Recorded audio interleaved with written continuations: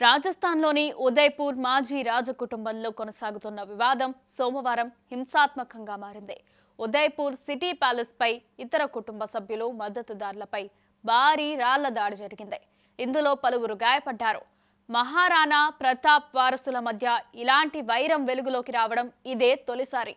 అదే సమయంలో సోమవారం అర్ధరాత్రి సమయంలో ప్రభుత్వం వివాదాస్పద స్థలాన్ని అటాచ్ చేసి రిసీవర్ను నియమించింది. ఉదయ్పూర్ రాజ కుటుంబానికి చెందిన మహేంద్ర సింగ్ మేవార్ మరణించిన తర్వాత అతని కుమారుడు నాథ్ ద్వారా బీజేపీ ఎమ్మెల్యే విశ్వరాజ్ సింగ్ మేవార్ పట్టాభిషేకం, అలాగే దానికి సంబంధించిన ఆచారాల గురించి ఈ మొత్తం వివాదాలు చోటు చేసుకుందాయి. రాజరికం ముగిసిన తర్వాత కూడా ఈ ఆచారాన్ని నిర్వహిస్తూ వస్తున్నారు. విశ్వరాజ్ సింగ్ పట్టాభిషేకం తర్వాత సిటీ ప్యాలెస్ లోపల దునిని సందర్శించుకోవాలనుకున్నారు.